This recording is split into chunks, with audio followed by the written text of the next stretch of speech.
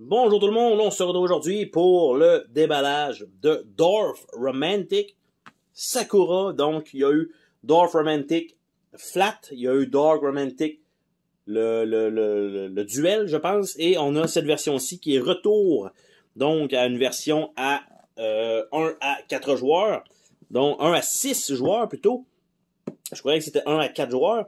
Et ça va être un peu le même principe, donc avec une feuille qu'on va remplir, on va faire les défis, le même genre de jetons, des nouvelles tuiles, et on va avoir des nouvelles boîtes qui vont s'ajouter. Le parcours est différent, c'est pas le même jeu, c'est un standalone qui suit un peu l'autre, donc ça sera pas les mêmes trucs qu'on va retrouver dans les boîtes avec un thème différent. Il va y avoir des choses qui vont se ressembler fort probablement, mais ça sera pas le même jeu, ça va vraiment être un standalone supplémentaire. Donc si vous avez défoncé Dwarf Romantic et que vous avez apprécié, probablement que cette boîte-là va également vous plaire. Donc on a la boîte donc qui est là probablement du 2.5. Oh, j'allais dire 2.5, mais du 2 mm d'épaisseur pour la boîte, donc un peu mince. D'habitude, on est habitué à plus que ça. Par contre, les tuiles sont censées être une belle épaisseur. On a le livret donc de règles qui est relativement simple habituellement. Donc le contenu, il nous indique aussi les deux choses. Et on a deux mini-expansions possibles.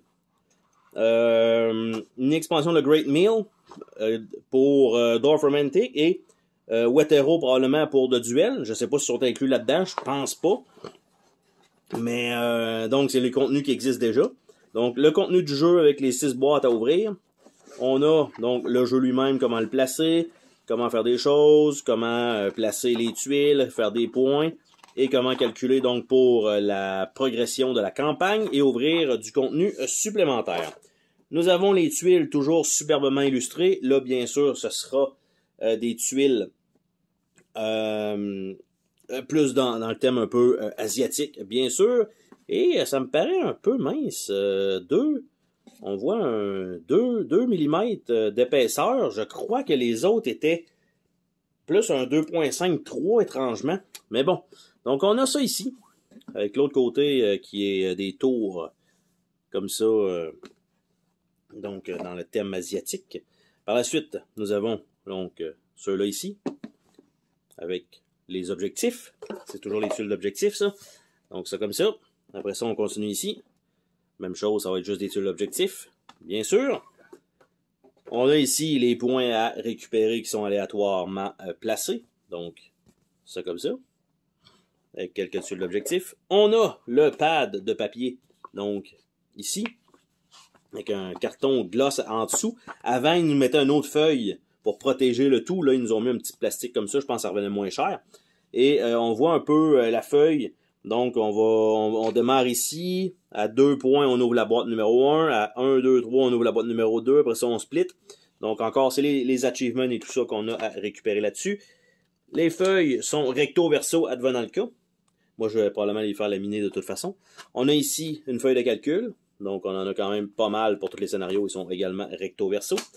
On a le tray lui-même, donc, qui va pouvoir contenir les tuiles, les jetons. On a les petites boîtes qu'on n'ouvrira pas pour pas se spoiler, mais on a la boîte 1, 2, 1, 6, 2, 5, avec rien en dessous, 3 et 4.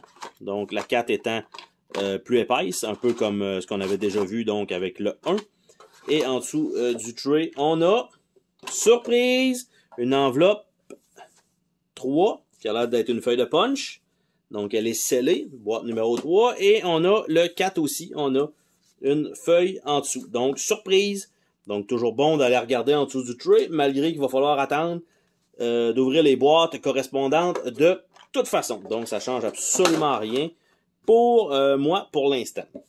Donc, ça fait le tour de ce déballage déjà. C'est quand même assez rapide.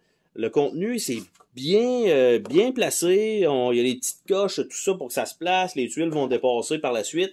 La boîte va fermer correctement parce que là, évidemment, le couvercle de la boîte fermait pas égal parce que on avait quand même plusieurs feuilles de punch.